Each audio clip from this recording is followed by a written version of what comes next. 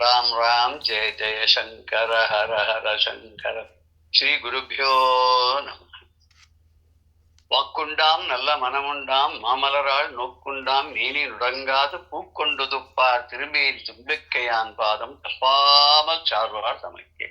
உலகம் யாவையும் தாமுள வாக்கலும் நிலை பெருத்தலும் நீக்கலும் நீங்களா அழகிலா விளையாட்டுடையார் அவர் தலைவர் அன்னவர்க்கே சரண் நாங்களே.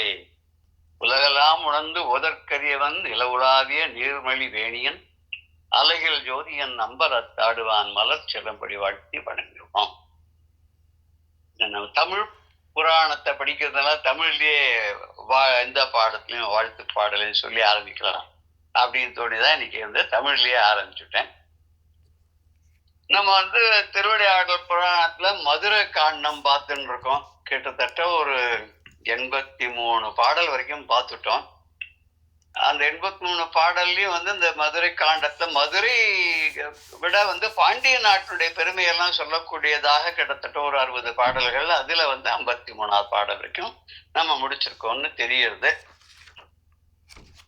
ஒரு 84ஆவது பாடலை ஆரம்பிச்சோம் அப்படின்னு எனக்கு ஞாபகம் இருந்தாலும் நம்ம மறுபடியும் அதை நம்ம பார்க்கிறோம். அதையே பொதியிலே விளைகின்ற சந்தனம் பொதியின் நதியிலே விளைகின்ற முத்தம் அந்நதி சூழ் பதியிலே விளைகின்றன தர்மம் அப்பதியோர் மதியிலே விளைகின்றன மறைமுதற் பக்தி அப்படின்னு இந்த பாடல்.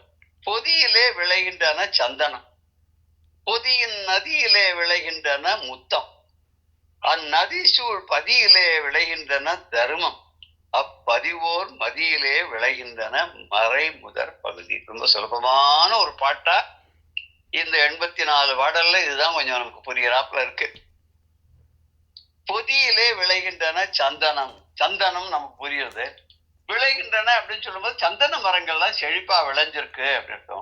பொதியிலே அப்படின்னு சொல்லும் போது இது எதை குறிக்கும்னா, நம்ம அப்படி ஒரு மாதிரி பார்த்தோம்னாக்க பின்னாடி ஒரு 2 வார்த்தைகளை வச்சுன்னு பார்க்கும்போது பொதிகை மலையிலே அப்படின்னு நமக்கே புரியுது. பொதியிலே விளைகின்றன சந்தனம். அந்த பொதிகை மலையில நிறைய சந்தன மரங்கள்லாம் விளைஞ்சிருக்கான். இந்த சந்தன மரத்துக்கு எப்படின்னா தண்ணியும் வேணும், ஆனா வேர்ல தண்ணியும் தங்கப்படாது.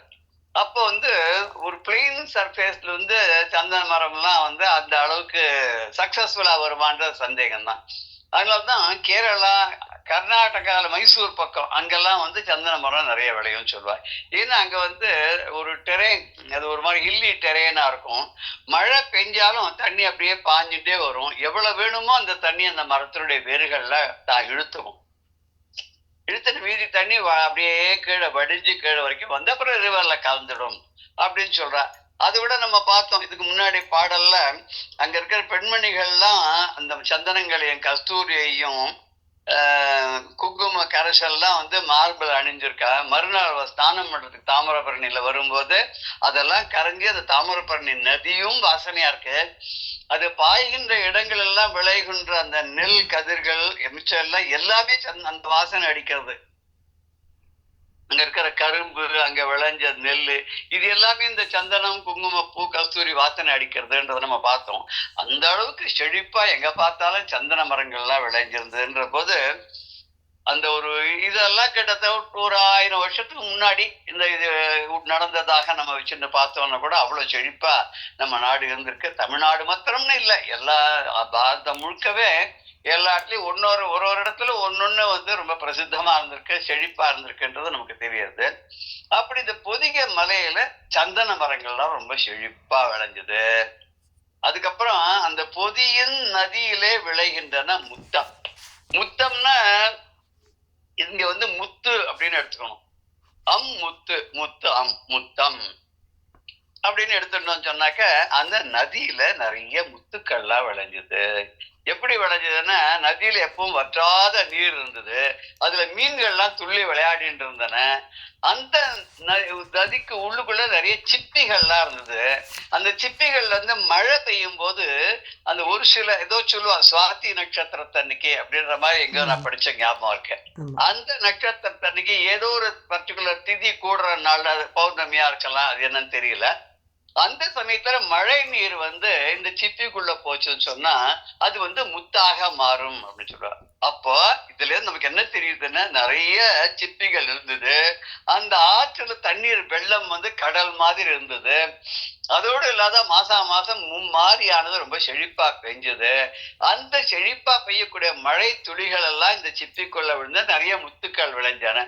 அப்படி அள்ளி எடுக்கிற அளவுக்கு முத்துக்கள் இருந்தது அப்படின்னு சொன்னா, குழந்தைகள் விளையாடுற அளவுக்கு முத்துக்கள் இருந்ததுன்னு சொன்னா, அந்த நாட்டினுடைய சிறப்பை வந்து இதை சொல்றதுக்கு ஒரு ஒரு என்ன சொல்றது, இத ஒரு டூலா யூஸ் பண்ணிருக்காரு இவர், இந்த பரஞ்சோதி முனிவர். இப்ப முத்து அவ்வளவு நல்ல செழிப்பா அதுல விளைஞ்சது. சந்தன மரம் விளைஞ்சது, அதுவே விலை ஜாஸ்தி. முத்தெல்லாம் விளைஞ்சதுன்னா அதுவே வந்து அந்த காலத்துல பணத்துக்கு பதிலா முத்து, பவழம், நவரத்தனங்கள் இதெல்லாம் தான் உபயோகப்படுத்திருக்கா. இதுக்கப்புறம் அந்த நதி சூழ் பதியிலே விளைந்தன தர்மம். அந்த நதி என்ன சூழ்ந்தது, பாண்டிய நாட்டை சூழ்ந்து வந்தது. அதை சுற்றி வலம் வந்து இந்த பாண்டிய நாட்டை சுற்றி வந்து அது சமுத்திரத்துல போய் கலந்தது. அப்ப அது எந்த அளவுக்கு பாண்டிய நாட்டை சுத்தி வந்ததோ அந்த சுத்தி வந்த பகுதி முழுக்கவே பக்தி விளைஞ்சதுன்னு. பக்திங்கிறது வந்து விளைகிறதுன்னு என்ன அர்த்தம்னா, செழிப்பா தொன்று தொட்டு பரம்பரையாக அடுத்தடுத்த தலைமுறைகளுக்கெல்லாம் அந்த பக்தியானது கொண்டு செல்லப்பட்டதுன்னு அர்த்தம். ஏன் அப்படின்னு கேட்டா, பாண்டிய நாட்டுடைய சிறப்பே வந்து முன்னாடி சொன்ன ஒரு பாடல் பிரகாரம் அது வந்து இந்த பாண்டிய நாடானது வந்து சிவலோகம் போல இருக்கு. இந்த தமிழ் சங்கம் வளர்த்த அந்த பாண்டிய நாடு சிவலோகம் போல இருந்ததுன்னு ஒரு பாடல்ல சொன்னார். அந்த சிவலோகத்தை சுத்தி எப்படி இந்திரன், பிரம்மன், அப்படி வீரம் பொருந்திய சக்கரப்படையுடைய அந்த திருமால் எல்லாம் வீற்றிருக்கிறார்களோ அவரவர்களுடைய ஸ்தானத்துல, அதே மாதிரி இந்த பாண்டிய நாட்டுல மதுரையம்பதியான ஆலவாயை சுற்றி பல கஷேத்திரங்கள், புண்ணிய கஷேத்திரங்கள், பல தெய்வங்கள் இருக்கக்கூடிய புண்ணிய கஷேத்திரங்கள்லாம் இருந்தன அப்படிங்கிறத நம்ம பார்த்தோம். இப்படி அத்தனை கஷேத்திரங்கள், அத்தனை புண்ணிய நகரங்கள் இருந்தது அப்படின்னு சொன்னாலே பக்தி விளைஞ்சதுன்னு தான் அர்த்தம். பக்தி சிறந்து இருந்தது அப்படின்னு தான் அர்த்தம். அப்படி பக்தியிலே சிறந்து விளங்கினால்தான் அந்த காலத்துல பல நாயன்மார்கள் வந்து மதுரை எம்பதிக்கு போயிருக்கா, பெருமான பாடியிருக்கா. அதே மாதிரி சிவபெருமானுடைய 64 திருவிளையாடல்களும் அந்த பாண்டிய நாட்டிலேயே நடந்ததுங்கிறத நம்ம பார்க்கும் போதும் பாண்டிய நாட்டுல பக்தி எப்படி சிறப்பா இருந்ததுங்கிறது நமக்கு தெரியுது.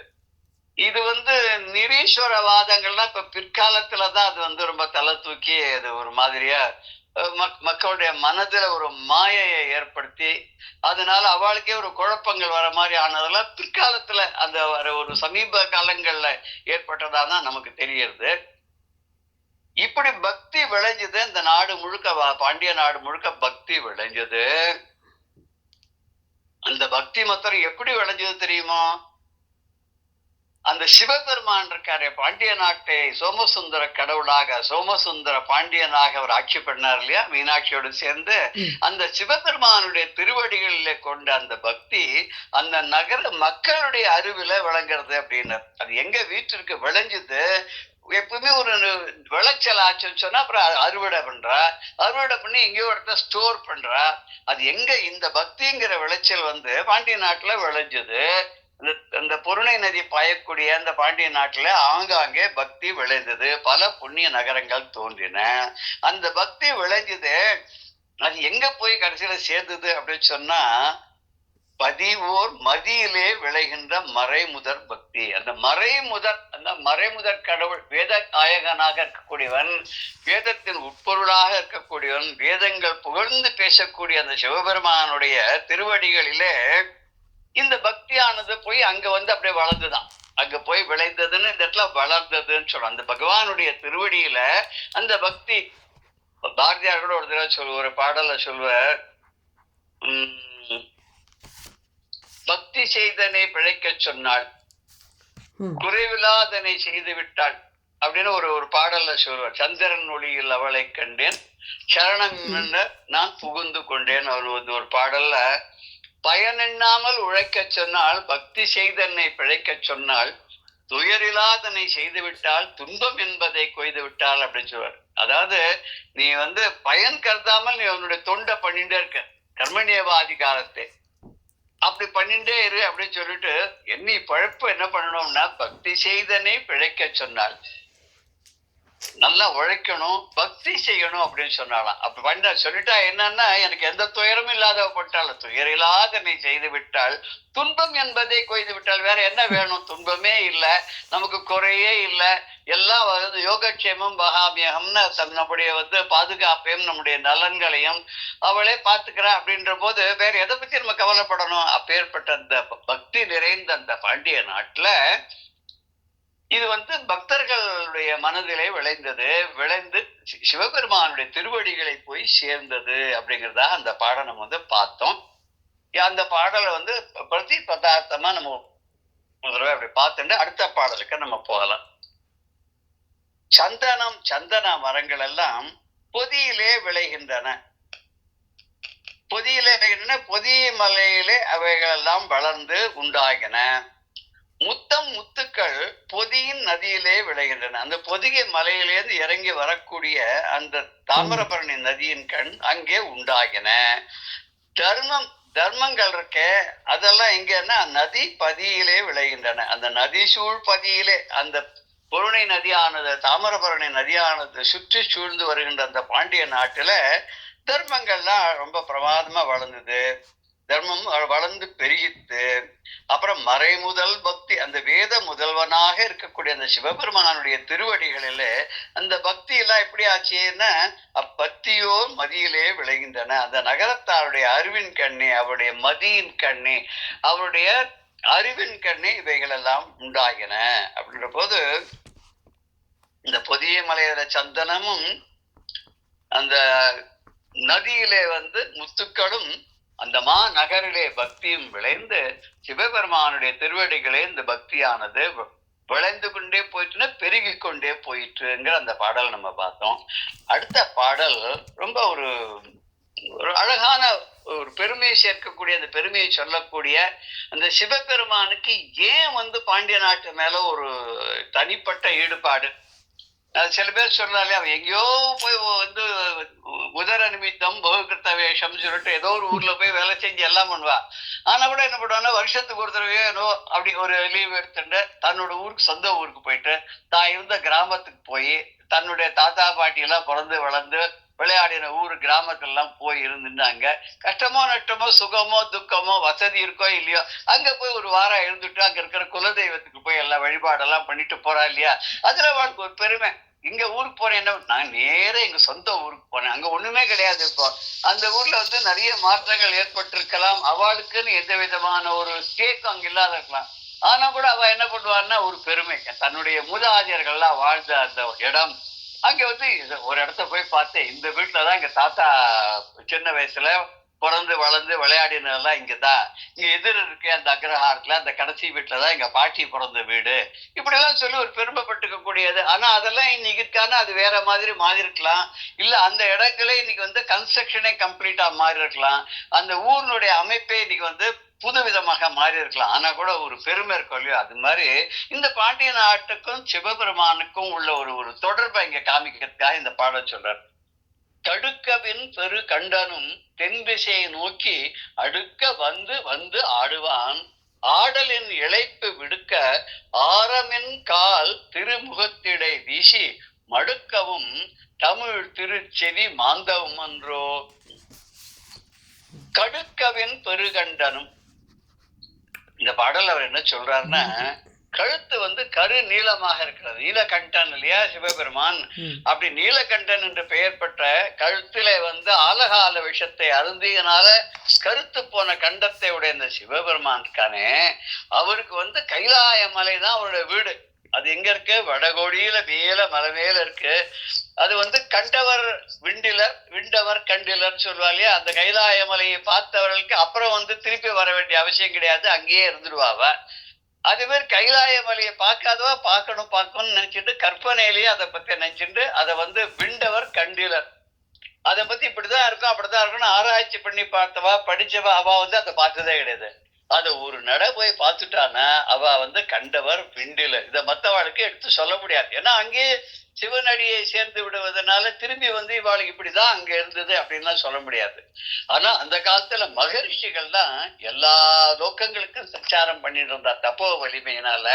அதனால அவர் ரிஷிகள் எல்லாம் என்ன பண்ணா நிறைய வந்து அவ எழுதி வச்ச விஷயங்கள்ல அவ போன இடங்கள்லாம் எப்படி எப்படி இருந்தன, அந்த இடத்துக்கு போகணும்னா என்னென்ன பண்ணணும், அது எல்லாத்தையும் அந்த விதிமுறைகள் வழிமுறைகள் எல்லாத்தையும் அவ எழுதி வச்சா.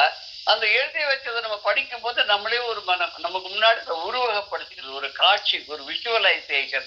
இப்படிதான் இருந்திருக்கும் அந்த இடம், ரிஷிகள்லாம் சொன்ன பிரகாரம் இப்படிதான் இருக்கும்னு. நம்ம இப்போ என்ன நினைக்கிறோம், கைலாய மலை அங்க இருக்கு, இமயமலையினுடைய மேல இருக்கு, அதுதான் எல்லாத்துக்கும் மேல மானசரோவர் தாண்டி இருக்கிற கைலாய மலை அப்படின்னு நம்ம வந்து சொல்றோம். அந்த மலைக்கு மேல இருக்க முடியுமான்னு, அந்த மலை மேல எந்த சரீரத்தோட இருக்கணுமோ அந்த விதமான சரீரத்தோட இருப்பார். இந்த பூலோகத்துல மாத்திரம்தான் வந்து இது வந்து அன்னமய கோஷம், இந்த மாதிரி நிறைய விஷயங்கள்லாம் நம்ம சொல்றோம் இல்லையா. நீராலயம் பஞ்சபூதங்களால் ஆனது அப்படி சொல்றோம். ஒரு இது பஞ்சபூதங்கள் என்னென்ன, ஆகாயம், நெருப்பு, காற்று, நீர், அப்புறம் வந்து நிலம் அப்படின்னு சொல்லக்கூடிய இந்த பஞ்சபூதங்களான இந்த உடம்பானது எங்க இருக்க முடியும் அப்படின்னு சொன்னா இந்த உலகத்துல தான் இருக்க முடியும். இப்ப 17-14 உலகத்திலே ஜீவராசிகள் இருப்பாளான இருப்பா, கண்டிப்பா இருப்பா. ஆனா அந்தந்த லோகங்கள்ல எப்படி எப்படி இருக்கணுமோ அதுக்கு தேவையான, அதுக்கு ஒரு கம்பேட்டபிளா இருக்கக்கூடிய தேகத்தை இறைவன் படைத்திருப்பான். பிரம்மா படைக்கும் போது அப்படி படைச்சிருப்பா. அப்ப நம்ம கூட சொல்றோம், தேவர்கள்லாம் இந்த பூஹு புவஹா சுவகான்னு சொல்லும் போது பூலோகத்துல மக்கள், அப்புறம் வந்து பூலோகத்துல பித்திருக்கள், அப்புறம் வந்து பூ புவா சுவகான்ற இடத்துல சொர்க்கத்துல வந்து இது வந்து தேவர்கள் இருக்கக்கூடியது. பிரம்மா வந்து ஒரு ஒரு நாள் முடிச்சுருப்பார், ஒரு ராத்திரி தூங்குவாராம். அவர் கண்ணு அயர்ந்தாருன்னா இந்த பூஹு புவகா சுவகா 3 அழிஞ்சு விடுமா. அப்புறம் மறுநாள் காத்தால முழிச்சுக்கும் போது திருப்பி இதெல்லாம் உற்பத்தி ஆகும். அது வந்து நித்திய பிரளயம், அவருடைய நித்திய பிரளயம். அப்படி வந்து ஒரு ஒரு ஊர்லயும் பார்க்கும்போது சுவகா மகா ஜனகா தபகா சத்தியம்.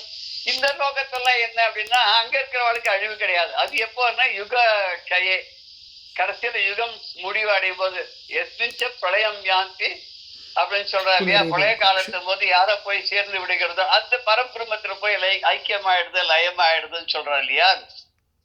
அப்படி ஒரு ஒரு ஊர்லயும் அவனுடைய ஒரு அந்த உலகத்துக்கு எந்த தேவையோ அந்த மாதிரி ஒரு உடலோட அவள்லாம் இருப்பா. இப்ப கைலாசத்துக்கு போனோம், அந்த கைலாய மலையில அப்படி எப்படி இருப்பாளோ அந்த மாதிரி அவள் இருப்பா. இன்னைக்கு வந்து காரைக்கால் அம்மையார் அங்கதான் இருக்கான்னு சொல்ற. அப்புறம் வந்து சுந்தரமூர்த்தி நாயனார், சேரமான் பெருமான், ஔவையார் இவாள்லாம் அங்க இருக்கிறதாக இன்னைக்கு நம்பப்படுகிறது. அவ வந்து சிரஞ்சீவிகள் அவள்லாம். நம்ம வந்து சிரஞ்சீவிகள்னு வேற நம்ம சொல்றோம், நம்ம ஸ்லோகங்கள் எல்லாம் இருக்கு. ஆனா தமிழ்ல இவாள்லாம் வந்து என்னைக்கும் அழிவில்லாதவர்களாக அழிவில்லாத உடலை பெற்று அந்த பகவானுடைய கருணைக்கு பாத்திரமாயி அங்க இருக்கா அப்படின்னு நம்ம இன்னைக்கு நம்புறோம்.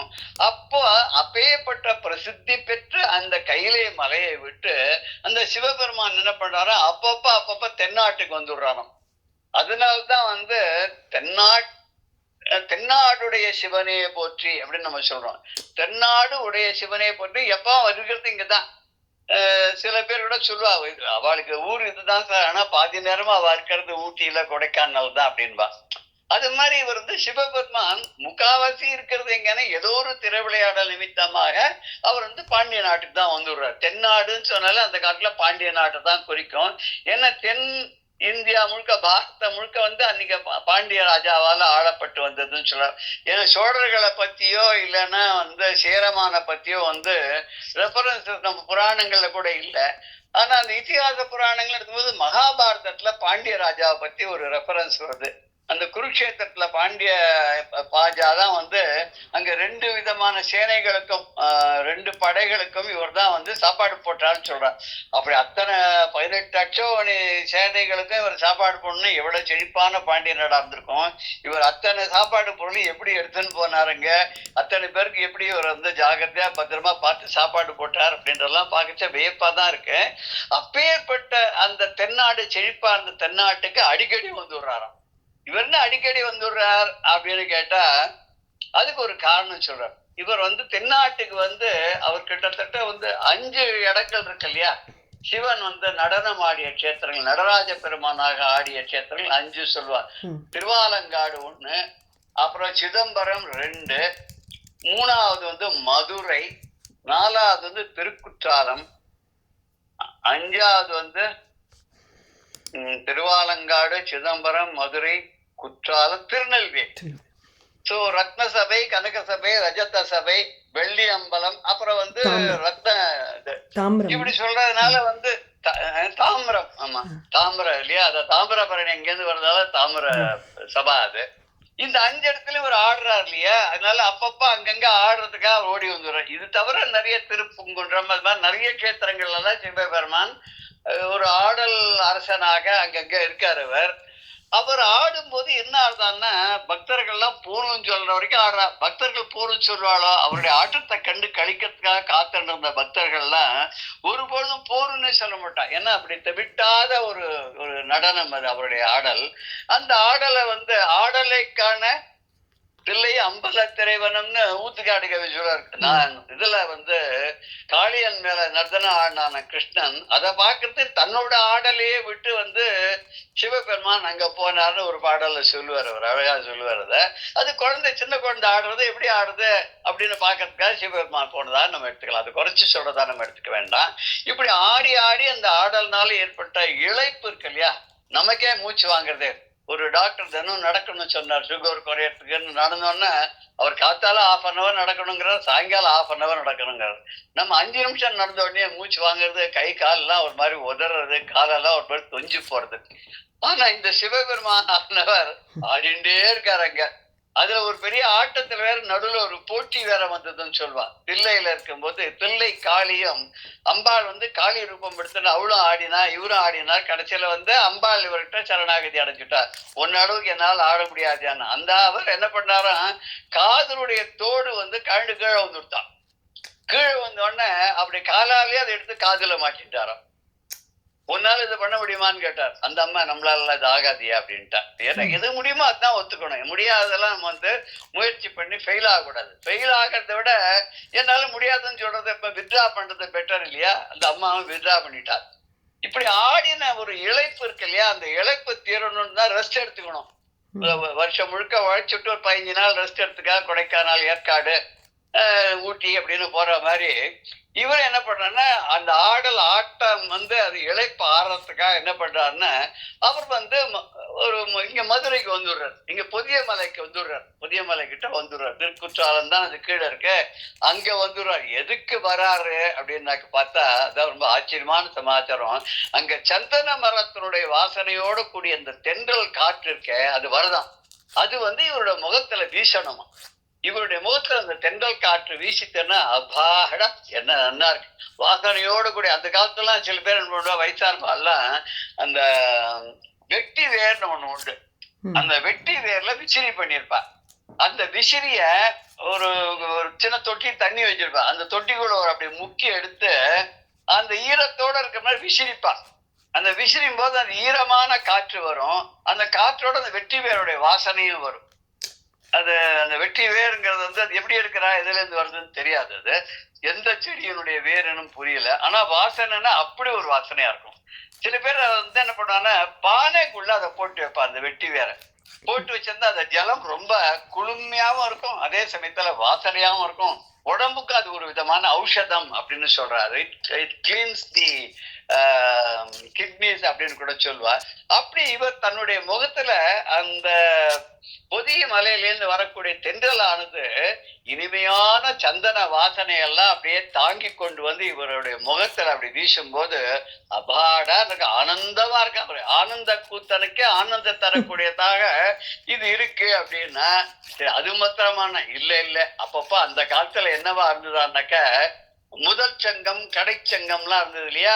அந்த சங்கங்கள்ல எப்பவும் வருஷந்தோறும் செமினார்லாம் நடத்துவா. இப்ப கூட நம்ம எல்லாம் வருஷம் ட்ரைனிங் சென்டர் வச்சுக்கிறவா, ட்ரைனிங் காலேஜ் வச்சிருக்கோம்ல, அப்பப்ப செமினார் நடத்தி வெளியில இருந்து ஃபேக்கல்டிஸ் எல்லாம் கூட்டிட்டு சில ஒரு அபூர்வமான டாபிக் எல்லாம் அவகிட்ட கொடுத்து அவ அதை பத்தி பேசி அதுல டிஸ்கஷன்லாம் பண்ணி தன்னுடைய எம்ப்ளாயிஸோ அவ எல்லாருக்கும் அதனால என்னென்ன பயன் கிடைக்க முடியும் அப்படின்லாம் பாக்குறா இல்லையா? அந்த மாதிரி செமினார் அந்த காலத்துல தமிழ் சங்கத்தில் நடக்குமா. அதுக்கு வெளியூர்ல இருந்தெல்லாம் தமிழ் வல்லுநர்கள், தமிழ் நன்கு ஆய்ந்து அறிந்த கற்றோர்கள், ஆண்டோர்கள்லாம் அவெல்லாம் வருவாளாம். அவெல்லாம் வந்து ஆராய்ச்சி அவ ஒருத்த தான் புதுசாக படைச்ச வந்து ஒரு கவிதை கொத்துகள் எல்லாம் கொடுத்து புராணங்களை பத்தி அவ எழுதியிருக்கிறதெல்லாம் கொடுத்து அந்த சங்கத்துல அதை வந்து முன்னாடி நிறுத்தும் போது அந்த மற்ற புலவர்கள்லாம் இவாளை கேள்வியெல்லாம் கேட்டு அந்த கேள்விக்கெல்லாம் இவள் தக்க முறையில சாட்டிஸ்பாக்டரியான பதிலை கொடுத்த அப்புறம் தான் அது வந்து ஒத்துக்கொள்ளப்படும்னா. 2000 ஆண்டுகளுக்கு முன்னாடி திருவள்ளுவர் எழுதின திருக்குறளையே தமிழ் சங்கத்துல ஒத்துக்க மாட்டேன்ட்டா. மதுரையம் பதில என்னன்னோ சொல்லி ப்ரூவ் பண்ணார். இவர் என்ன பண்ணார், அந்த ஔவையார் தான் கூட்டின்னு போறானா அங்க. கூட்டின்னு போய் அந்த ஓலைச்சுவடி எல்லாம் அந்த இதுக்குள்ள போடுற, அந்த தூக்கி எறிகிற அந்த சரவண பொய்கையில, அது அப்படியே சரவண பொய்கையில உள்ள போயிட்டு அங்க இருக்கிற தாமரையை சுற்றி திருப்பி வந்து இவாகிட்டே வந்துட்டான் மூழ்காத. அப்பவுமே அங்க இருக்கிற புலவர்கள்லாம் ஒத்துக்க மாட்டேன்ட்டா. இதை கொண்டு போய் நீங்க வந்து ஸ்ரீரங்கத்துல கொண்டு போய் அங்க வந்து அங்க ஒரு மண்டபம் இருக்கு, அந்த மண்டபத்துலதான் போய் நீங்க வந்து இது பண்ணும். தில்லையம்பலத்துல இருக்கக்கூடிய 3000 தீட்சிதர்களை அவெல்லாம் ஒத்துக்கணும். அப்படிலாம் ஒத்துண்டாதான் இந்த திருக்குறளை நாங்க ஏற்றுக்கொள்ள முடியும். ஏன்னா அது வந்து எந்த விதமான தமிழ் இலக்கணத்துக்கும் உட்படாமல் அவர் பண்ணியிருக்க. அது வந்து 2 லைன் தான் இருக்கு, 2 லைன் கூட கிடையாது, 1.25 அடி தான் இருக்கு. கிட்டத்தட்ட காயத்ரி மந்திரம் மாதிரி, காயத்ரி மந்திரம் திருப்பதா இல்லையா, 3 பாதங்கள் இருக்கு இல்லையா, அது மாதிரி இதுவும் வந்து ஒரு 3 பாதம்னு வச்சுக்கலாம். இல்ல அது ஒரு என்ன கணக்குல வருதுன்னு 7 சீர் வரும் அப்படின்னு நினைக்கிறேன் நான். அப்படி அப்பேற்பட்ட ஒரு இதை வந்து நாங்க எந்த கணக்குல எடுத்துக்கிறது, இது எந்த கிராமர்லயும் உட்படாது இருக்கு. நீங்க சொல்லியிருக்கிற விஷயம் ஒன்னா கரெக்டா இருக்கலாம், ஆனா நீங்க அவள்லாம் ஒத்துண்டாதான் ஸ்ரீரங்கத்துல அவ ஒத்துக்கணும், இங்க ஒத்துக்கணும். அங்க போய் அவள்லாம் ஒத்துக்க வச்சு அதுக்கப்புறம் வந்து அது அரங்கேற்றம் பண்ணார்னு சொல்லுவா. தமிழ் சங்கம் ஈஸியா ஒத்துக்காது. கம்பர் வந்து ராமாயணத்தை கம்ப ராமாயணம் பண்ண போது அதே கதை தான் ஆச்சு. நீங்க வந்து ஸ்ரீரங்கத்துல போய் இதை வந்து ஏற்றுக்கொள்ளும்படியா பண்ணணும்னு. அப்போ வந்து கம்பர் ராமாயணத்துல என்ன பண்ணிருப்பாருன்னா, கும்பகர்ணனோ விபீஷணனோ சொல்ற மாதிரி நரசிம்மருடைய அவதாரத்தை பத்தி அவர் அதுல சொல்லியிருப்பார். ராவணனுக்கு சொல்ற மாதிரி சொல்லிருப்பார். அப்பேற்பட்ட பெருமை வாய்ந்த நரசிம்மர் தான் இன்னைக்கு ராமனை அவதாரம் பண்ணிருக்கா, நீ அவனை எடுத்து சண்டை போடுறே, நிச்சயம் உனக்கு அழிவுதான் சொல்றதா எழுதியிருப்பார் அவர். அப்போ அவெல்லாம் என்ன பண்றாருன்னா, தமிழ் சங்கத்துக்கு வாழலாம் ராமாயணத்துல எங்க நரசிம்ம அவதாரம் வந்தது, நீ இது மாதிரி இடைச்சர்கள்லாம் நாங்க ஒத்துக்க மாட்டோம், நாளைக்கு பிற்காலத்த மக்களும் அப்படிதான் சொல்லிடுவா, நீ போய் ஸ்ரீரங்கத்தை போய் அவர்கள் அந்த வைஷ்ணவர்கள்லாம் இருக்கா இல்லையா, அவ ஒத்துண்டாக நாங்க ஏத்துக்கிறோம்னு. சரின்னு இவர் போய் அங்க கம்பர் மண்டபம்னு ஸ்ரீரங்கத்தை இருக்கு, அங்க போய் அந்த மண்டபத்துல இவர் வந்து தன்னுடைய கம்பராமாயணத்தை எல்லாம் அரங்கேற்றம் பண்றதுக்கு முன்னாடி உள்ள ஒரு ஆய்வு கட்டுரையாக அது அங்க கொடுத்து அவெல்லாம் அதை கேட்டுட்டு அவ சொல்ற, இது வந்து நரசிம்ம அவதாரத்தை பத்தி இதுல சொல்லிக்கிறதா எங்களுக்கு சந்தேகமா இருக்கு, மிச்சத்தை பத்தி கவலை இல்லாச்சு போது. அப்ப அந்த மண்டபத்து மேல இருந்து நரசிம்மருடைய இது உருவம் பதிச்ச அந்த இடத்துல இருந்து ஒரு சிறுபொலி கேட்டுதான், சிறுபொலி கேட்டு நரசிம்மர் சொன்னாரா இதை நான் ஒத்துக்கிறேன். உடனே மத்த எல்லாரும் அதை ஒத்துட்டா. அவர் திருப்பி போன உடனே மறுபடியும் இடைஞ்சல் பண்ண. ஒரு நல்ல காரியம் பண்ணோன்னா நிறைய பேர் இடைஞ்சல் பண்ணிட்டே இருப்பா. அத்தனையும் மீறி தான் நமக்கு இத்தனை சொத்துக்கள் கிடைச்சிருக்கு. இதுல எத்தனை ஓலைச்சுவடிகள் அழிஞ்சு போச்சான்னு நமக்கு தெரியாது. பல ஓலைச்சுவடிகள்லாம் நமக்கு அழகா கிடைச்சதுக்கு காரணமே ஊவே சுவாமிநாதையர், டாக்டர் ஓவே சுவாமிநாதையர். அவர் தான், அவருடைய சிஷ்யர் தானே நம்ம கீவா ஜெகநாதன்லாம், மீனாட்சி சுந்தரம் பிள்ளை, கீவா ஜெகநாதன் அவருடைய வழி தோன்றவர்கள் தான். அவர் சம காலத்தவரா இருந்தவாள் தான் அவெல்லாம். இப்ப வந்து அங்க போன அவ மறுபடியும் சொன்னா, நீ என்ன எவ்ரி 100 சாங்ஸ் வந்து சடைய பவளலை பத்தி சொல்லிருக்க, ஒன்னு அவர் வந்து ஆதரிச்சிருக்கலாம், உனக்கு சின்ன வயசுல எல்லாம் பண்ணிருக்கலாம், உனக்கு மோட்டிவேட் பண்ணிருக்கலாம், உற்சாகப்படுத்திருக்கலாம், உன்னை வந்து வசதியா வாழ வச்சிருக்கலாம். ஆனா நாங்க வந்து இப்படி வந்து 100 பாடுகளுக்கு ஒரு தடவை வந்து சடைய பவளல் சொன்னேன்னா நான் ஒத்துக்க மாட்டோம். உடனே அவர் என்ன பண்ணாரு, சரி அதை விட்டுட்டு நான் 1000 பாடலுக்கு ஒரு பாடல்ல சடைய பாடல் பத்தி சொன்னாராம். சொல்லிட்டு கடைசியில என்ன பண்றாருன்னா, எப்படி சிவபெருமான் தென்னாட்டுக்கு அடிக்கடி வர்றாரு சொன்ன மாதிரி இவரும் தன்னுடைய ராமாயணம் கம்பராமாயணத்துல கடைசி பாட்டுல ராமனுக்கு வந்து பட்டாபிஷேகம் வைதேகி சைத்தம் சுரத்திருமத்திலே ஹைமே மகாமண்டபேன்ற மாதிரி அந்த பட்டாபிஷேக காட்சியை பண்ணும்போது இப்படி வந்து ஒத்தொத்தர் ஒண்ணு பண்ணி ராமனும் சீத்தி அந்த மண்டபத்தில் வீற்றிருக்கும் போது சடையப்பவள செய்து கொடுத்த அந்த மகுடத்தை வசிஷ்டர் வந்து ராமனுக்கு தலையில அணிவித்தார் அப்படின்னு சொல்லி முடிச்சுடுறார். அது ஒரு ஒரு ரொம்ப அழகான அந்த இடம் அது.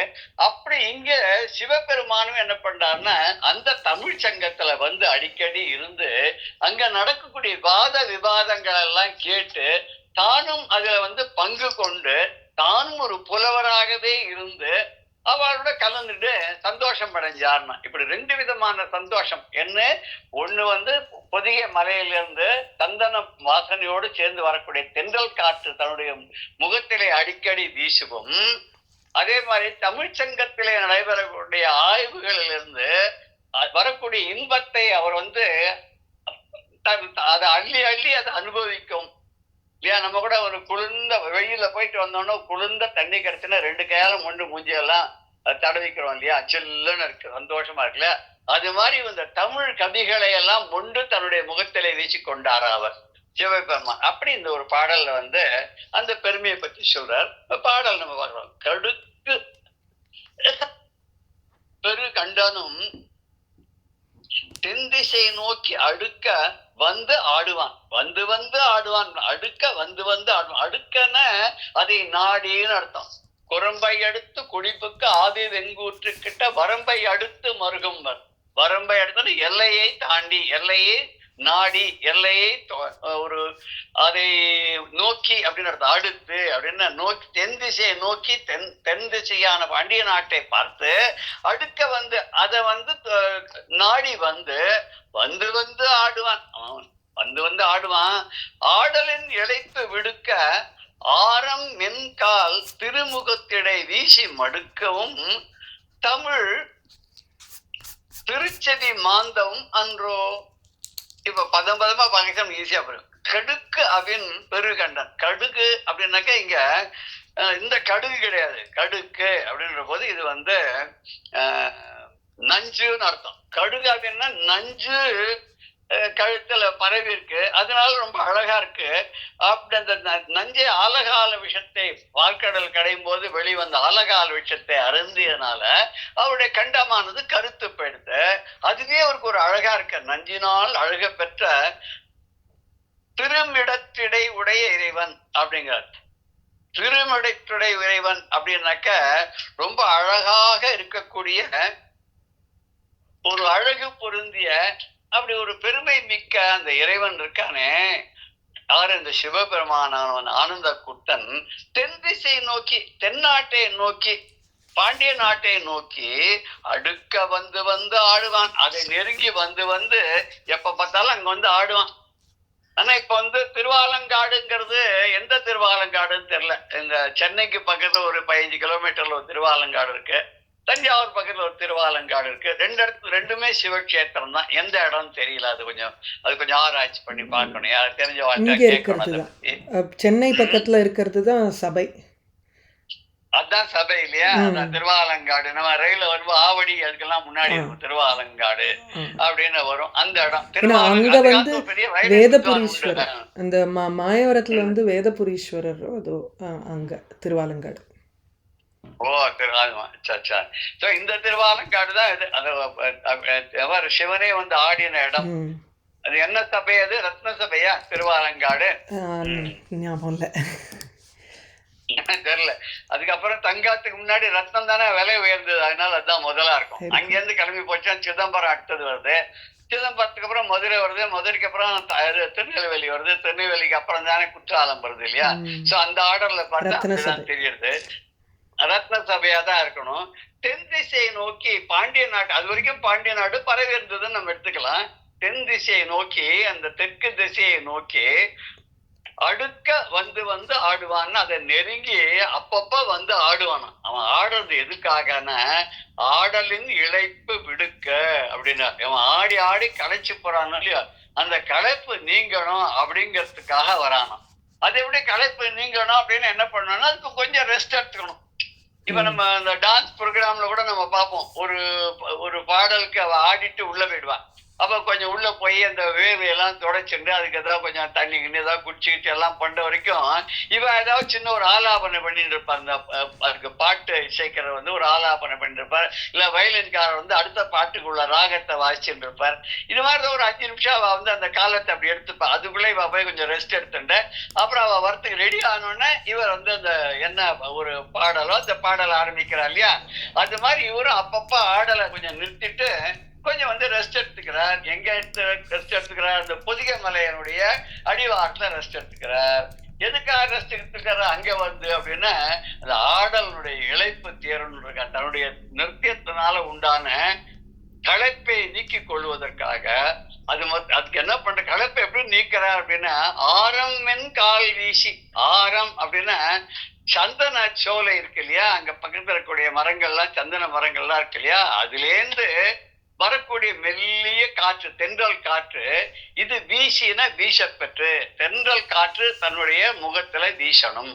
அது எப்படி வீசணும்னா வாசனையான சந்தனத்தை முண்டு கொண்டு வந்து தன்னுடன் சேர்த்து கொண்டு வந்து வீசணும். அது எப்படி வருது, பொதிகை மலை சாரலில் விழுந்திருக்கக்கூடிய அங்க விளைந்திருக்கக்கூடிய அந்த சந்தன மரங்களுடைய வாசனையெல்லாம் தான் தாங்கி வந்து இங்க வந்து இவருடைய முகத்துல வீசறதுக்காக. அப்புறம் அடுத்தது என்ன, திருமுகத்திடைய மடுக்கவும், தன்னுடைய முகத்தின் மேல அந்த காற்றானது வீசவும். தமிழ் திருச்செவி மாந்தவும் என்றோ, தமிழானது சங்கத்தமிழ்ல அங்க நடக்கக்கூடிய விவாதங்கள் எல்லாம் அதனுடைய சுவை எல்லாம் இனிமையாக தன்னுடைய காதுகளிலே செவிகளிலே அப்படியே வந்து அது வந்து காதுல பாயணுமா. செந்தமிழ்நாடனும் போதினிலே இன்ப தேன் வந்து பாயுது காதினிலே இல்லையா பாரதியார். அந்த செந்தமிழானது காதுல வந்து பாயணுமா, இன்ப தேனாக வந்து பாயணுமா. அப்படி தன்னுடைய திருச்செவியில அது வந்து அள்ளி அள்ளி காதுல வந்து அதை அனுபவிக்க, திருச்செவியில் நுகரும்னு. சாதாரண நுகர்றது அப்படின்றதுன்னா அனுபவிக்கிறதுன்னு அர்த்தம். தன்னுடைய காதுகளாலே, 2 காதுகளாலையும் அந்த தமிழின் சுவையை நுகரவும் அன்றோ, அதுக்கு தானே இல்லையா அப்படின்னு கேட்கிறார்.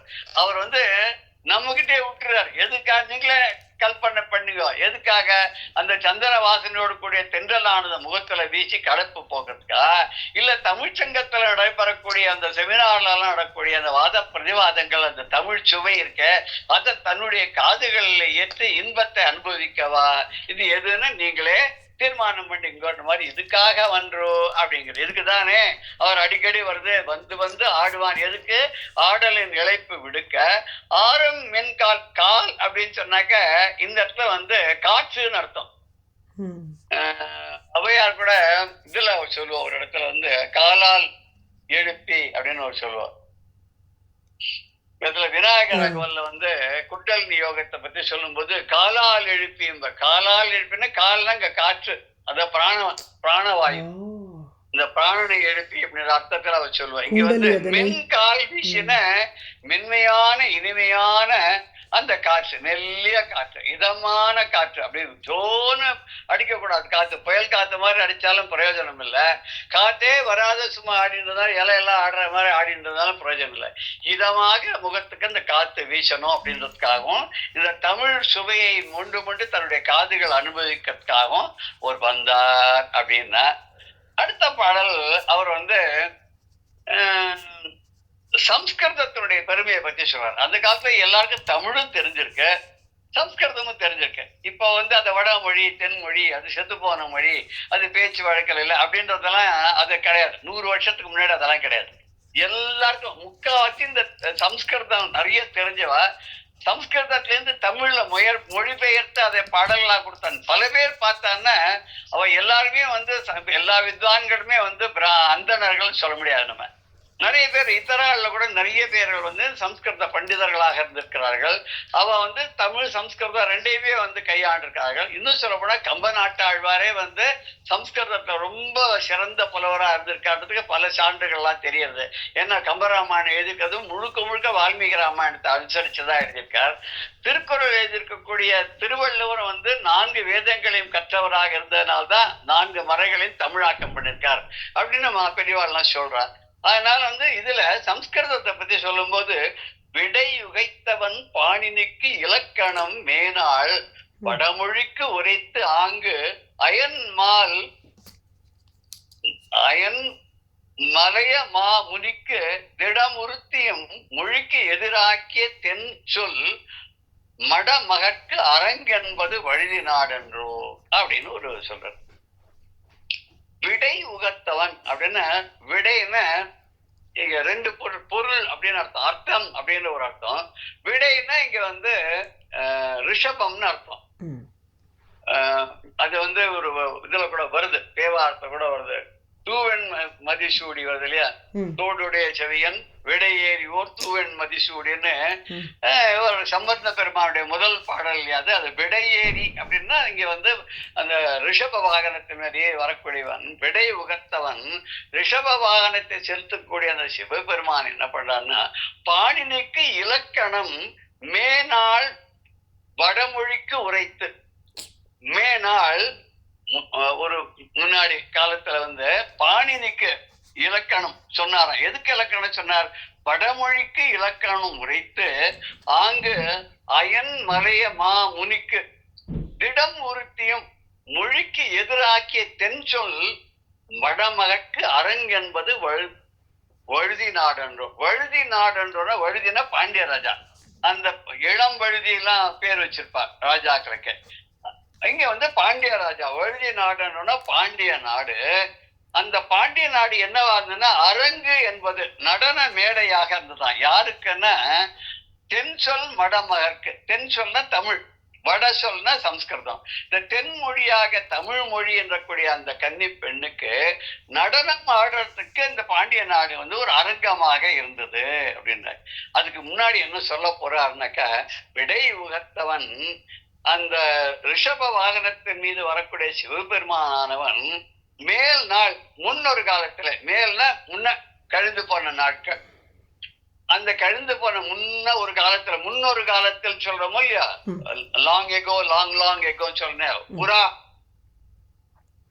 கம்பர் இவரோட காளிதாசருடைய இந்த புராதத்தா வராத்தேக்கலான்னு ஒரு இடத்துல சொல்லுவாரு. கைகைக்கு முன்னாடி எப்போ கொடுத்த 2 வரம் அதை இப்போ யூஸ் பண்ணா அப்படின்னு சொல்லுவா இல்லையா, வருது இல்ல, அந்த மாதிரி ஒரு ரகுவம்சத்துல இங்க வருது புறா அப்படின்ற வார்த்தை வருது. புறான்னு முன்னொரு காலத்துலன்னு. அப்போ பாணினிக்கு முன்னாள், இந்த பாணினிங்கக்கூடிய ஒரு பெரியவருக்கு, ஒரு ஸ்காலருக்கு முன்ன ஒரு காலத்துல என்ன பண்ண, மேனாள் முன்னாடி ஒரு காலத்துல வடமொழிக்கு உரைத்து, எதை உரைத்து, இலக்கணம். பாணினிக்கு இலக்கணம் உரைத்தார். எப்படி உரைத்தாரு? ஒரு நடனம் ஆடினார், உடுக்க அடிச்சுண்டே. அந்த உடுக்குல இருந்து வரக்கூடிய சொற்கள் ஐ1 இழுக்கு, ஏவோங், ஐயவுச், ஹயவரட்டு, சஷசரு, ஹயவரட்டு, ஹலு, சஷசரு, இந்த மாதிரி வரும். இத வச்சுட்டு அவர் சூத்திரம், பாணினி சூத்திரம் பண்ணி இதுல இருந்து வந்து எப்படி வியாக்கரணம் உண்டாச்சோ அதை முதல்ல பாணினிக்கு உரைச்சார். அங்கு உரைச்சிட்டு என்ன பண்ணான்னா, அயன் மலையமா முனிக்கு, அந்த இரும்பு போல அயம்னா இரும்பு போல உறுதியாகக்கூடிய அந்த மலைய மாறுதம் வீசக்கூடிய அந்த பொதிய மலையில விட்டிருக்கக்கூடிய முனிவரான அகத்தியருக்கு திடம் உறுத்தியும்னா இயல் திடம் உறுத்தின்ற போது தமிழ் இலக்கணத்தை உறுதியோட அவருக்கு சொல்லி, அம்மொழிக்கு எதிராக, சம்ஸ்கிருத மொழிக்கு இணையாக, எதிராகன்னா அதுக்கு ஆப்போசிட்டா சொல்லணும், அதுக்கு இணையாக, அது வடமொழி தென்மொழி, அதுக்கு இணையாக அந்த தென்மொழியான தமிழுக்கு இவர் வந்து இலக்கணத்தெல்லாம் சொல்லி கொடுத்தாராம். அகஸ்தியருக்கு தமிழ் இலக்கணத்தையும், பாணினிக்கு வடமொழி ஆகிய பாணினிக்கு சம்ஸ்கிருதத்துடைய இலக்கணத்தையும் அவர் வந்து தன்னுடைய ஆடலின் மூலமாக தெரிவித்தார் அப்படின்னு இந்த இடத்துல சொல்றார். இதுல வந்து இவ சில பேர்லாம் என்ன பண்ணாங்க, தமிழ்நாட்டில் இருக்கவெல்லாம் இல்ல கல் தோன்றி மண் தோன்றா காலத்துக்கு முன் தோன்றிய மூத்த தமிழ் அப்படின்பா. தமிழ் மொழிதான் முதல்ல வந்தது, அதுக்கப்புறம் தான் சம்ஸ்கிருதம் வந்ததும்பா. சம்ஸ்கிருதம் வந்து வால்மீகி ராமாயணத்துக்கு முன்னாடி இருந்து சம்ஸ்கிருதம் இருக்கு இல்லையா. வியாசர் காலத்துல இருந்து வச்சுப்போமே, வியாசர் தான் முதல்ல எழுத ஆரம்பிச்சார் இல்லையா. பாகவதம், மகாபாரதம், 18 புராணங்கள், அப்புறம் வந்து உபநிஷத்துகளை வகுத்து கொடுக்கறது, 4 மறைகளை வகுத்து கொடுக்கறது அவர் தான் பண்ணார். அப்படின்னு பார்த்தா கூட வியாசர் இருந்த காலம் வந்து, வியாசருக்கு முன்னாடியே வால்மீகி மகர்ஷி எல்லாம் இருந்திருக்கார். வியாசருடைய அப்பா, தாத்தா, கொழு தாத்தா இருந்திருக்கா, வசிஷ்டர்ல இருந்து அவெல்லாம் இருந்திருக்கா. அப்ப அந்த ராமாயண காலத்திலிருந்து சம்ஸ்கிருத மொழி வந்து ரொம்ப சிறந்ததா விளங்கி இருக்கு. யோக வாசிட்டம்லாம் அப்ப இருந்திருக்கு இல்லையா, அது வந்து இன்னும் வியாசருக்கு முன்னாடி உள்ள காலத்துல யோக வாசிட்டம், இவருடைய காலத்துல இருந்து. வால்மீகிக்கு முன்னாடி ராமர் சின்ன பையனா இருக்கும்போது வசிஷ்டர்கிட்ட படிச்சதான யோக வாசிட்டம் இல்லையா. சோ அப்படி பார்க்கும்போது ராமாயண காலம் 7000 வருஷம் 8000 வருஷம்னு ஆராய்ச்சியாளர்கள் சொல்றதை வச்சுன்னு பார்த்தா கூட அது வந்து அவ்வளவுதான். ஆனா தமிழ்ல இருந்து பார்க்கும்போது மூத்த தமிழ்னு சொல்லப்படுது. இவாளுக்கு இருக்கக்கூடிய ஒரு பெரிய ஒரு என்னத்தை உதாரணமா சொல்லலாம்னா சிலப்பதிகாரம் தான். அது சிலப்பதிகாரம், திருக்குறள் இதெல்லாம் சமகாலமா இருக்க கூட சான்ஸ் இருக்கு. அதுக்கு முன்னாடி ஒண்ணு சொல்றா இவ நம்ம வைஷ்ணவ சம்பிரதாயத்துல நம்ம ஆழ்வார் கலியுகத்தும் போது இருந்தாருங்க. கலியுகம் பிறக்கும் போது இருந்தார். கிருஷ்ணன் பூலோகத்தை விட்டு வைகுண்டத்துக்கு சென்ற 13ஆம் நாளோ 14ஆம் நாளோ இவர் பிறந்தாரோ. பிறந்த உடனே போய் அந்த புளிய மரத்துக்கிட்ட இதுல உள்ளுக்குள்ள போயிட்டார். அது திருநெல்வேலி பக்கத்துல இருக்க ஒரு ஊர், ஆழ்வார் திருநகரி நினைக்கிறேன். திருக்குறுங்குடிய ஆழ்வார் திருநகரி. அங்கதான் புளிய மரத்துல போய் அவர் உட்காந்து 16 வருஷம் தபஸ் பண்ணி வெளில வந்தார். பள்ளிக்கூடமே போனது கிடையாது. ஊரை விட்டு அந்த புளிய மரத்தை விட்டு வெளியில வந்தது கிடையாது. அவர் ஒரு ஆசேது இமாச்சல் உள்பட அத்தனை வைஷ்ணவ ஸ்தலங்களை பத்தி அவர் பாடிட்டு போயிட்டார். அங்க சொல்லி ஒரு குறிப்பு எடுத்து கொடுத்துட்டு போயிட்டார். அவர் பிற்காலர் வருவார்னு சொல்லிட்டு போயிட்டார் அப்படின்னு சொல்லுவா, கதையில சொல்லுவாவா. அப்படி பார்த்தா கூட 5000 வருஷத்துக்கு உட்பட்டதாக தான் தமிழ் மொழி இருக்கிறதாக நமக்கு தெரியறது. இதுல கம்பர் சொல்ற போது, வால்மீகி சொல்லும் போது கூட ஆஞ்சநேயர் ராவணனோடய சீதையோட பேசும்போது தமிழ் மொழியில பேசுறான்ற மாதிரி ஒரு சொல்லிட்டு இருக்க ஒரு ஆராய்ச்சியாளர்கள்லாம் சொல்றாங்க. என்ன தமிழ் மொழின்னு நேர்த்து சொல்லாத தமிழ் மொழிக்கு ஒரு அடைமொழியை கொடுத்து அந்த மொழியில அவர் சீதையிடம் பேசினார், ராவணனிடம் பேசினார் அப்படின்னு. ராவணன் தென் திசையில் தானே இருந்தான், ஸ்ரீலங்கால தானே இருந்தான். அப்போ இவா சொல்லுவா திராவிடம்ங்கிறது தமிழ் மொழி தான், அவன் திராவிடன் அப்படின்லாம் சொல்லுவான். அவன் ஆக்சுவலா இவர் ஒரு முனிவருடைய பிள்ளைதான். அவன் புலஸ்தியன்ல விஸ்ரவசருடைய புறா விஸ்ரவஸ்புத்ரா ராவணோ நாம நீங்க படிச்ச ஞாபகம் இருக்கு இல்ல? ஆமா, சுலபமான ராமாயணம் ராமோதந்தமா அதுல வருது. அதுதான் படிச்ச ஞாபகம் இருக்கு. 15 வருஷம் முன்னாடி படிச்ச ஞாபகம் இருக்கு. அப்படி ராவணனும் தமிழ்ல பேசிக்கலாம்னு எடுத்திருந்தா கூட அப்ப ராமாயண காலத்துல இருந்து 2 மொழிகளுமே இருந்திருக்குன்னு எடுத்துக்கலாம். அகஸ்தியருடைய காலம்ன்ற போது ராமர் காலத்திலேயே அகஸ்தியர் இருந்திருக்கார். பாணினி இவ என்ன சொல்றேன்னா அகஸ்தியர் தான் முன்னாடி இருந்தார், பாணினி பிற்காலத்தில் தான் வந்தார். பாணினியுடைய காலம் 2000 வருஷத்துக்குள்ளதான். அதனால சம்ஸ்கிருதம் பின்னாடி வந்த மொழிதான். இது தமிழ் தான் 7000 8000 வருஷத்துக்கு முன்னாடி இருந்ததுன்னு சொல்லுவா. நமக்கு அந்த வாதங்கள் நமக்கு வேண்டாம். இருந்தாலும் சிவபெருமான் ரிஷப வாகனத்தின் மேல வரக்கூடிய சிவபெருமானவன் முன்னொரு காலத்துல பாணினிக்கு வடமொழியினுடைய இலக்கணத்தை உரைத்தால் அதுக்கு இணையாக தமிழ் மொழியினுடைய இலக்கணத்தை பொதிகை மலையிலே தபம் செய்யக்கூடிய அகஸ்திய மாமுனிவருக்கு அதை உறுதியாக சொல்லி கொடுத்தார் அப்படின்ற மாதிரி இந்த பாடல் இருக்கு. இந்த பாடல் கொஞ்சம் பதமா பிரிச்சா நம்ம அடுத்த செஷன்ல கொஞ்சம் டீட்டெயில்டா பார்க்கலாம். முடிஞ்சா அடுத்த இதுல இந்த மதுரை காண்டத்தை கவர் பண்ண முடியுமான்னு பார்க்கலாம். முடிச்சுட்டு அடுத்து மதுரையினுடைய நகரத்தை பத்தி, பாண்டிய நாட்டை பத்தி முடிச்சோன்னா அடுத்த நகரத்தை பத்தி சொல்ல போறார். அதை நம்ம பார்க்கலாம் அடுத்ததாக.